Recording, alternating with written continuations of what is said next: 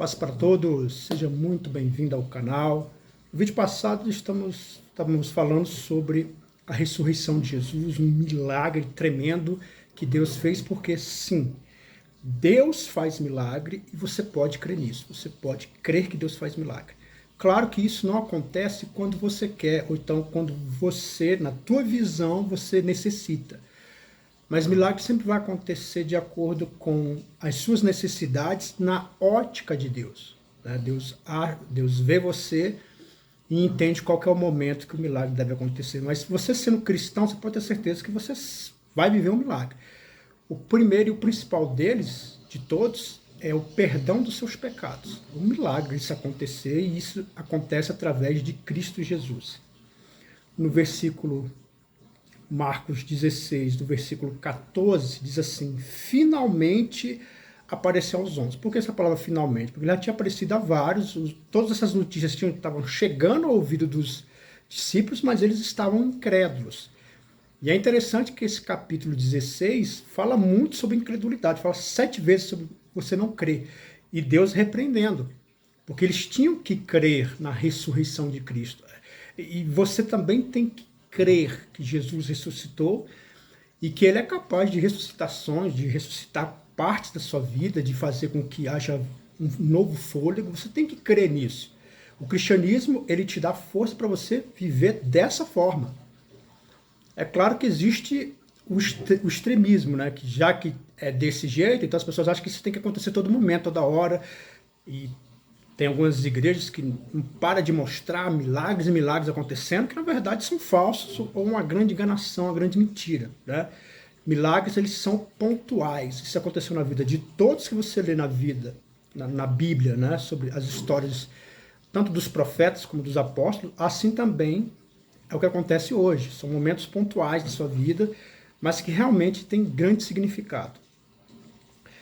E lançou-lhes em rosto a sua incredulidade e dureza do coração, porque haverem crido nos que tinham visto já ressuscitado. Então, Jesus repreende eles por eles não crerem diante das notícias.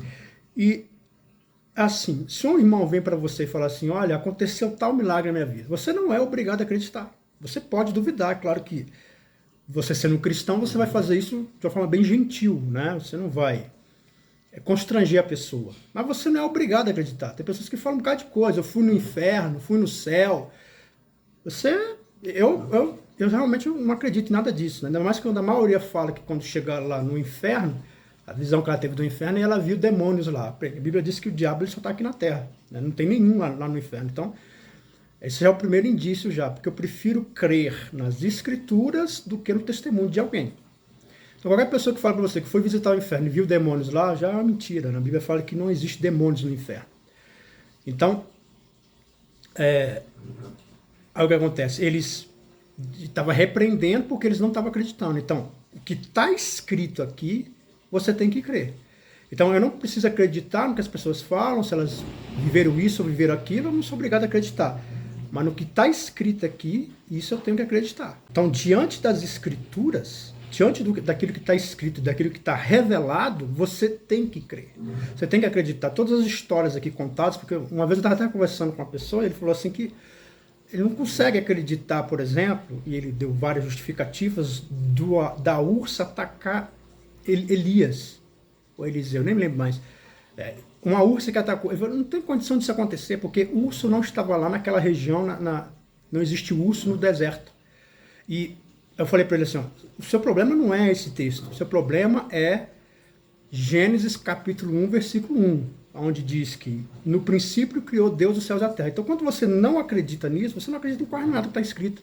Você não acredita nessa parte da ursa, você não acredita que um peixe engoliu Jonas, você não vai acreditar em tantas outras histórias que a Bíblia coloca, como a abertura do Mar Vermelho, o dilúvio. Você não vai acreditar em nada disso, porque você não acredita que Deus faz isso. Né? Então, o teu problema não é com esses textos. O teu problema é com Gênesis, capítulo 1, versículo 1. É porque você não acredita que Deus faz essas coisas. Quando você acredita que Deus... tudo é possível. Tudo é possível. E disse-lhe, ide por todo mundo e pregai o evangelho a toda criatura. Então, Jesus aqui, ele dá uma ordem. Qual que é a ordem? É você anunciar essas boas novas.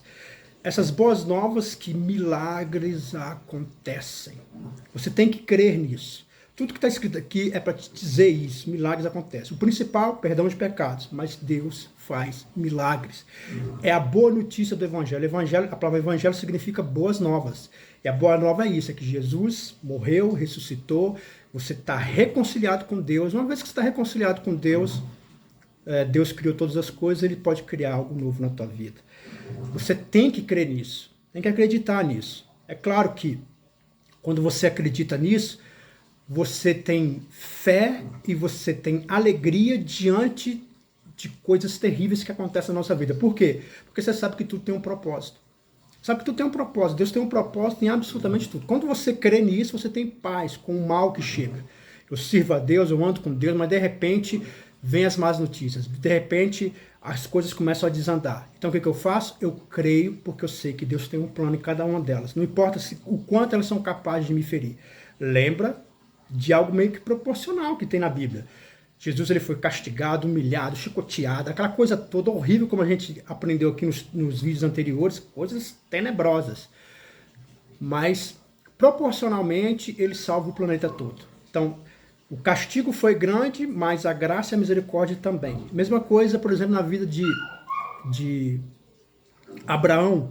Abraão e seu filho, onde Deus pede o filho, você vê que foi algo muito difícil, já era o filho da velhice, as promessas de Deus estavam sobre esse filho, e de repente ele falou, me dá o seu filho, seu único filho, aquele a quem você ama. Então Deus ele vai falando coisas que vai machucando o velho coração de Abraão, mas ele se propõe a fazer, Deus não permite que ele faça, porque era um teste, né? É revelado antes, não é revelado isso para Abraão, mas para nós, os leitores, é revelado que se trata de um teste. E ele passa no teste. O que acontece? Jesus ele vem dessa linhagem. Então, a promessa se cumpre. Então, proporcionalmente à prova, foi proporcionalmente à promessa. Então, isso quer dizer o quê? Que às vezes você está passando por uma grande dificuldade, mas proporcionalmente o milagre também vai ser da mesma forma. Vai ser gigantesco, vai ser tremendo, vai ser algo maravilhoso. O problema é quando a gente não passa nesses testes, né? A gente não consegue acreditar que Deus tem um propósito nisso, a gente não consegue descansar na vontade de Deus, na mão misericordiosa de Deus, a gente não consegue descansar nisso, no momento da aflição. Um salmo fala assim, ainda que os montes se transtornem, eu não me abalo. Você consegue dizer isso hoje? Você consegue dizer isso agora? Não importa o que está acontecendo, porque, meu irmão, se um monte se abalar, todo mundo apavora. Aqui eu estou em Brasília, no Guará, que não tem nenhum monte perto, né? Mas se um monte ficar abalando, o coração dispara. Por exemplo, um vulcão entrar em erupção, um monte balançando, o seu coração dispara, porque, meu Deus do céu, quem que vai te defender? Quem que vai te ajudar? Mas o salmista falou assim, ainda que isso aconteça, eu fico tranquilo, descanso em Deus. Então, diante de todas as dificuldades, descanse em Deus, descansa, porque Ele, apesar das coisas estarem, os montes estarem transtornados, Deus está na tua vida. E Ele é o Deus que vai te ajudar no meio dessa dificuldade. Então, temos que crer nisso. E aí ele diz, quem crê e for batizado será salvo, mas quem não crê será condenado. Aqui vale a pena você entender o seguinte, quando ele fala que é o único versículo que tem que fala de batismo, parece que está associado à salvação. Mas você tem que entender que o contexto da época, as pessoas estavam passando por grande crise, havia muita perseguição, né? O cristianismo ele não tinha paz. Então, toda pessoa que se declarava cristão, tinha-se o ritual do batismo, que até então nunca se tinha ouvido falar. No Velho Testamento você não vai ouvir falar de batismo, só agora aqui nesse momento. Por que é colocado o batismo aqui? Porque o batismo ele entra no lugar da circuncisão. Então, ele é colocado no lugar da circuncisão. E assim como a circuncisão não salva ninguém, mas ela era um indicativo de que a pessoa era judeu, ou seja, era a prova cabal de que a pessoa cria em Deus, que era judeu, era esse ritual chamado circuncisão. Na verdade, é quando se cortava uma parte protuberante do órgão sexual masculino. Mas fala assim, mas e as moças? As moças, uma vez que o pai e o irmão eles eram circuncidados, a moça entrava nessa aliança. Então, era algo muito importante porque era uma demonstração pública de que a pessoa era de fato judeu. A mesma coisa é o batismo. O batismo é a manifestação pública de que de fato você é cristão. Então quando a pessoa se batizava, então ela estava lá ouvindo a palavra tal. Mas quando ela se batizava, aí todo mundo sabia que ela era cristã e não tinha como desfazer isso. Então ela era de fato agora cristã. Então por isso que está associado isso aqui. Agora, no nosso tempo, não há essa perseguição, não tem esse peso na nossa época, então, claramente é se você crê. Agora, se você crê, e de fato você crê de fato, e você lê a Bíblia, você compreende, uma hora você vai se batizar. Né? Se você, não, tem anos que eu creio em Deus, mas não me batizei, então no fundo você não crê, né? Porque o batismo ele é algo público, então é um ritual público que eu faço. Agora, não está associado. Se você, por exemplo, creu e não se batizou e de alguma coisa Deus achou graça de te levar, você está salvo, porque a salvação tem a ver com crer. Agora, como eu expliquei, o batismo é algo público. Quem crê e não for batizado será salvo, mas quem não crê será condenado. E aqui vem uma coisa interessante. Esses sinais seguirão os que crerem. Agora, é interessante que você lendo esses sinais aqui, parece que eles não têm força. Né? Que eu falo assim, os sinais seguirão os que crerem. Em meu nome expulsarão demônios. Bem, sabemos que tem pessoas possessas. Inclusive, no vídeo passado, eu estava falando sobre a possessão de Maria. Eu recomendo que você veja o último vídeo, muito bom. Então, só que não é algo muito comum, né? Isso não é comum. Você não vê isso aí toda hora, né? Apesar de algumas pessoas dizerem que tem toda hora, mas é papo furado, né? Como eu expliquei também no vídeo passado, a possessão é um envolvimento total com o pecado e com as forças das trevas, que isso não acontece toda hora. Mas não é uma coisa muito comum, não acontece toda hora. Expulsarão demônios, falarão novas línguas. Esse ponto aqui falarão novas línguas. Essas línguas, elas... Depois nós vamos tratar disso aqui, mas assim, pegarão nas serpentes. Ora, serpente, né? A gente não tem muito contato. Serpente, existe uma diferença entre cobra, serpente e víbora. A cobra são... aquilo que a gente percebe, entende, né? Que é aquele animal rastejante que tem veneno. E algumas não têm veneno. Serpente é todo animal rastejante. Então, tudo que se rasteja, tem alguns tipos de jabuti, por exemplo, que são animais rastejantes. E cobras são animais rastejantes. Então, todo animal rastejante é denominado serpente. E a víbora é aquela que tem veneno entre os dentes, ou que solta o veneno pelos dentes. Né? Então, essa é a víbora. Então, ele fala que de toda serpente, mas a gente não tem muito contato com isso. Né? Então, você está vendo como parece que... Né? São milagres, mas parece que são milagres pequenos.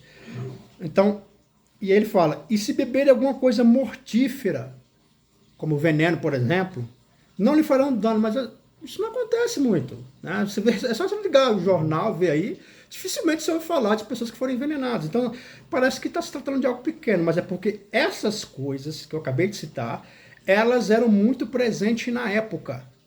Naquela época ela não tinha pavimentação, não tinha estradas, então as pessoas, elas, para poderem anunciar o evangelho, elas tinham que ir de cidade em cidade. E então, como não tinha asfalto, não tinha nada, então o encontro com animais peçonhentos era muito comum. Então, aqui está o grande perigo. E também as casas não eram como agora, então os animais peçonhentos, eles rondavam muito mais. Andavam muito mais entre os humanos. Então era um perigo real da época, muito perigoso. Veneno era uma das formas de assassinar, tanto que era tão presente isso que todo rei, se você vê isso em vários textos do Velho Testamento, todo rei tinha uma pessoa que era tipo copeiro, ou seja, ele toda vez que vinha a bebida para o rei, esse copeiro experimentava para ver se não tinha veneno, porque era algo muito comum de se fazer naquela época, era matar pessoas envenenadas. Então estamos falando aqui de perigos reais que aconteciam na época, eram muito reais, muito palpáveis esses perigos. Isso quer dizer o quê? Que você pode, trazendo para os dias atuais, aquilo que é perigoso, Deus te livra. Agora você vê que o milagre está associado às boas notícias, o milagre está associado ao evangelho. Se você quer tanto um milagre da parte de Deus, você tem que entender que o evangelho é muito importante, está dentro do teu coração. Você tem que ler a palavra, você tem que entender as escrituras, você tem que viver por elas, tem que se alimentar das escrituras. Você quer milagre de Deus, então você tem que fazer essa associação. Associação de que quanto mais eu compreendo a palavra de Deus, mais Deus me lava por dentro. Uma vez que eu estou bem por dentro, Deus muda o que está fora. E se for necessário, Ele faz milagre. O ponto sempre é esse, é como você está por dentro, como é que você se enxerga, como você se aceita. Isso tudo é muito importante para que o que está fora mude. Aquilo que não for mudado por meios naturais, Deus ele vem com milagre, desde que por dentro de você esteja tudo bem. Isso acontece com a leitura das Escrituras, a lavagem de Deus por dentro de você. Então, como eu falei, falarão novas línguas. Essas novas línguas, uma vez que você vai fazer a obra missionária, você precisa, quando você entra em algumas cidades que tem outras linguagens, você precisa compreender essa linguagem e falar essa nova linguagem. Eu acho que está mais nesse sentido do que de línguas estranhas, como algumas pessoas acreditam. Então, milagre é real e você pode crer. Você pode crer. Só não entra nos extremos, que muitas pessoas levam para aquele extremo lá, de que então Deus vai ter que fazer milagre toda hora tal. Se você não for por esse extremo, entender que a sua vida, Deus faz milagre, e entendendo que o mal que chega, ele tem propósito, você vai viver uma vida plena de felicidade e alegria. É isso que você tem que fazer hoje. Crer, acreditar completamente, ao ponto de se alegrar, ainda que esteja tudo mal na tua vida, mas você se alegra, porque você sabe que Deus tem um propósito, e que Deus faz milagre. E Ele há de fazer um milagre na tua vida hoje. Amém? Fica na paz e na graça e que Deus te abençoe sempre.